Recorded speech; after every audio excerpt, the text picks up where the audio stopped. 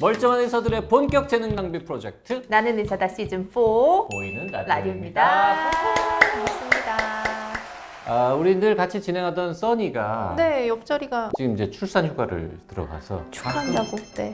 축하하는데 우리 너무 힘들어, 허전해서. 그래도 한번 텐션 업해서 오늘 정보와 재미를 다 살려보도록 하겠습니다. 오늘의 주제 아주 좋은 겁니다. 네. 자, 물놀이의 계절 아닙니까? 물놀이 좋아하십니까? 저는 사실 옛날에 물에 빠져서 죽을 뻔한 적이 있어서 물을 굉장히 무서워합니다.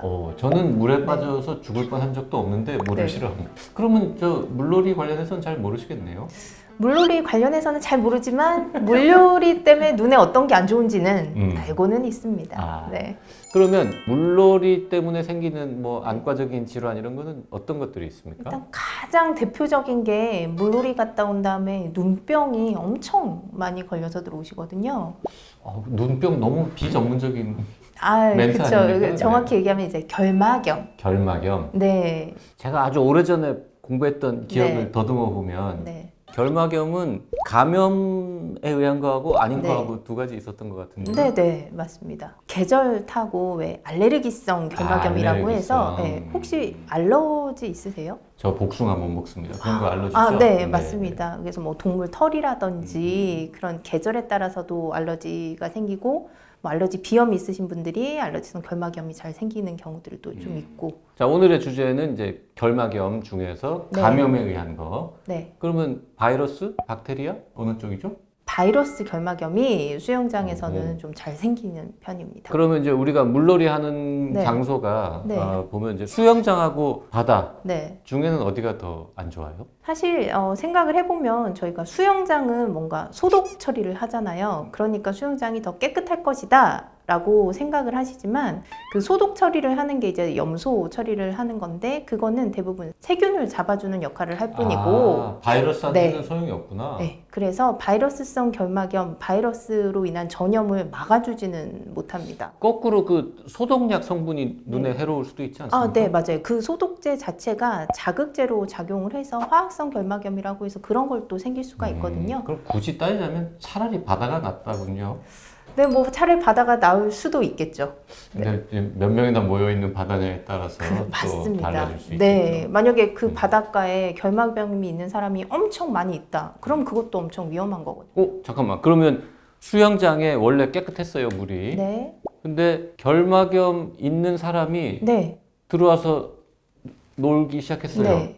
그럼 그 옆에서 수영하면 옮을 수 있어요? 그게 왜냐하면은요, 만약에 그 사람이 뭐 물안경도 잘 끼고 있고 손발도 뭐 깨끗이 닦고 들어와서 논다면은 전염 확률이 좀 떨어질 수는 있는데 그분들이 저희가 막 물에 들어가면은 눈물 흘리고 콧물 흘리고 막 이렇잖아요. 그런 분비물에 그런 바이러스가 다 묻어 나오거든요. 그게 바닷물을 타고 수영장 물을 타고 그런 식으로 이제 전염이 되기도 하고 수영장에서 저희가 뭐 다 끝나고 나서 씻고 할 때 거기 있는 수건 같은 것도 막 만지잖아요. 그래서 그런 세면도구 같은 거에서도 옮을 수가 있습니다. 그래서 수영장 갔다 오셔서 며칠 지난 다음에 갑자기 자고 일어났는데 막 눈곱 껴요, 충혈됐어요 하고 오시는 분들이 굉장히 많거든요. 보통 며칠 있다가 증상이 나타납니까? 네, 잠복기가 있어가지고요. 한 3에서 5일 이상의 잠복기가 있습니다. 그럼 증상은 눈곱 낀다, 아프다, 충혈된다? 네. 그 정도? 네, 그리고 유행성 각 결막염은 이제 앞에 각 결막염인데 각막염도 올 수가 있어서 앞에 각자가 붙는 거거든요. 만약에 각막까지 침범을 하게 되면 시력에 영향을 또 줄 수도 있고 막 눈물도 날 수도 있고 이물감 그리고 심한 경우에 눈병 걸렸는데 눈 팅팅 부으신 분들 혹시 보신 적 있을 거예요. 그렇게 눈 부어서 오시는 분들도 계세요. 그 치료 안 하면 어떻게 돼요, 그러면? 만약에 치료를 안 한다 그러면 원래 결막염이라고 하는 거는 눈으로 오는 감기라고 표현을 해요. 그래서 감기도 특별히 치료 안 해도 시간이 지나면 좀 호전이 되지만 요 유행성 각 결막염 같은 경우에는 각막은 시력에 굉장히 중요한 역할을 하는 부분인데 치료를 제대로 하지 않고 상처가 오래 간다든지 했을 때에는 그 상처가 혼탁, 이제 뿌옇게 남을 수가 있거든요. 그러면은 시력 저하도 유발을 시킬 수가 있기 때문에 꼭 제때 치료를 좀 잘 받아주셔야 합니다. 운 좋으면 저절로 낫기는 하는데 운 나쁘면은 뭐 시력에도 문제 생길 수 있으니까 웬만하면 치료를 받자. 네. 그럼 치료라는 거는 뭐 항바이러스제 뭐 이런 거 넣는 겁니까? 저희가 감기 걸렸다고 해서 감기 바이러스 죽이는 약을 먹지는 않잖아요. 열나면은 뭐 해열제 먹고 먹고 몸살약 먹고 이런 식으로 대증 치료하는 것처럼 이것도 항바이러스제를 치료를 하지는 않고요.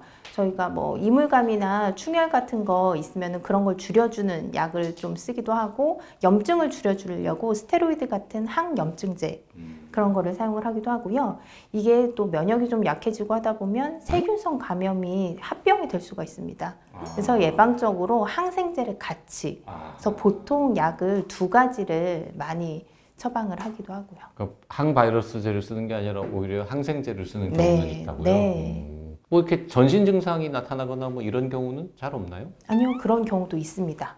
왜냐 하면 유행성 각결막염의 원인이 되는 바이러스가 이제 아데노바이러스. 아데노바이러스? 네. 그 감기 일으키는? 네, 맞습니다. 그렇기 때문에 그게 감기 증상처럼 뭐 오한이라든지 그런 전신 증상을 유발을 할 수도 있다고. 사실 예방법 같은 거는 딱히 없을 것 같은데 수경을 네, 아주 맞아요. 타이트하게 쓰고 네, 네. 절대 안 벗어 그러면 되는 거예요? 네, 물놀이 할 때 꼭 물안경을 챙겨서 쓰시라고 말씀을 드리고요. 특히 손발 깨끗하게 잘 씻으셔야 되고, 개인 수건을 좀 챙겨 가시는 것도 한 가지 예방 방법이 될 수는 있을 것 같아요. 눈만 씻어서 되는 게 아니라 손발도 잘 씻어야 그럼요. 된다. 렌즈 끼는 사람은 어때요? 더 나쁩니까? 아니면 좀 나아요? 렌즈 끼는 분들이 또 한 가지 위험한 이유가, 렌즈를 오래 끼고 있으면은 산소가 잘 통과가 되지 않아서 각막이 부어있는 상태이기도 하고, 또 상처가 유발을 잘 되는 상태일 수가 있는데, 또 눈에 딱 달라붙어 있잖아요, 렌즈가. 근데 만약에 그 사이에 세균이나 바이러스가 딱 접촉을 하고 있으면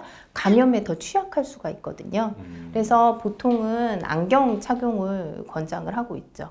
잘 안 보여도 그냥 렌즈도 빼고 안경도 없이 네. 그냥 하는 방법도 그럴 있죠. 수도 있고, 수경에도 도수를 넣을 수 있다고. 근데 그렇게까지 하면서 물놀이를 해야 되나 싶기도 하고, 그냥 일회용 렌즈 착용하셔서 그때만 쓰고 버리시는 것도 한 가지 방법. 근데 결막염, 유행성 각결막염이 여름철에 주로 유행을 합니까? 네, 아무래도? 네. 그럼 진짜 물놀이랑 연관이 있어요? 네, 왜냐하면 바이러스 자체가 고온, 다습한 환경을 좋아하는데, 여름철 물놀이, 수영장 하면은 딱 그 조건에 들어맞고, 또 이 바이러스가 사람이 숙주로 해서 이제 옮겨 다니는 바이러스인데, 수영장에 사람이 또 많잖아요. 바글바글 그러니까 이렇게 잘 옮을 수밖에 없습니다. 수영장에서 생길 수 있는 다른 눈 문제는 없습니다. 딱 수영장이라기보다는 저희가 뭐 해수욕장 같은 데 가면은 모래에서 또 많이 놀잖아요. 근데 그걸 깨끗이 씻는다고 해도 그런 게 눈 주변에 좀 남아있을 수가 있거든요.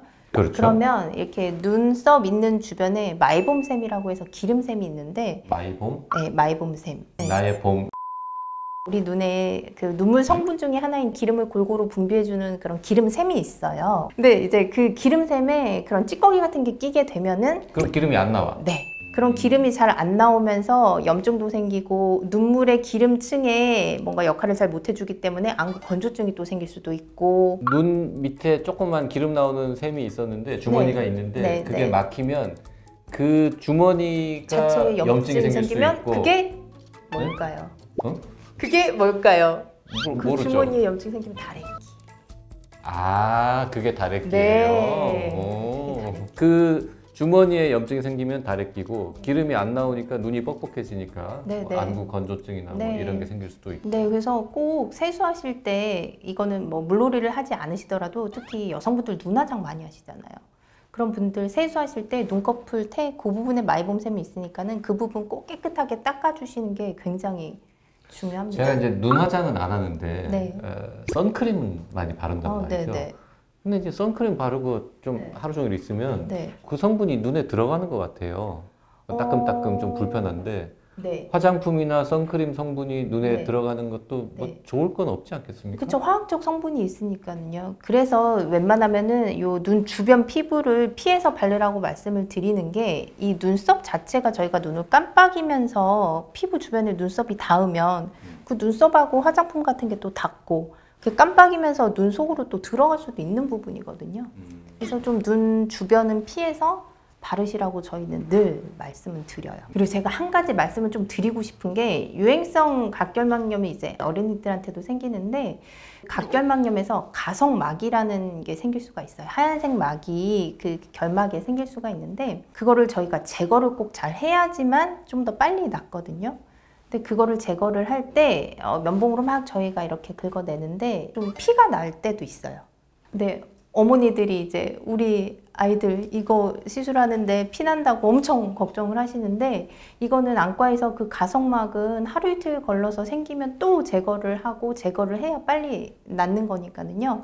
그렇게 조금 피 나도 크게 걱정하시지 마시라는 말 조금 당부를 해드리고 싶습니다. 그 가성막이라는 거는 어른들은 좀 잘 안 아니, 생기나 봐요. 어른들도 잘 생겨요. 근데 어른들은 치료받으면서 그렇게 돼도 뭐 이거는 저희가 말씀을 드리면은 그냥 아 그렇구나 하고 지나가시지만 부모님들은 자녀분들한테 그러면은 되게 좀 민감하고 걱정이 많으시거든요. 마지막으로 그 렌즈 끼는 사람들이 네, 결막염에 걸렸어요. 네. 그러면 약 넣고 하는 며칠 동안은 이왕이면 렌즈를 착용하면 빼야 안 될 되죠. 것 같은데요? 그쵸? 네. 며칠이나 다 나을 때까지. 네, 완벽하게 나을 때까지 절대로 저희가 착용하지 마시라고 말씀을 드리고, 왜냐면 렌즈에 바이러스가 이제 남아있을 수가 있기 때문에 착용하지 마시라고 말씀을 드리는데, 보통 증상이 호전이 되면, 나 이제 눈곱도 잘 안 끼고 하니까는 하고 병원에 가다가 중단을 하고 이제 끼시는데, 그러시면 안 되는 게 증상이 호전이 됐어도요, 저희가 이렇게 눈을 열고 세극등 현미경을 봤을 때, 뭐 여포라든지 그런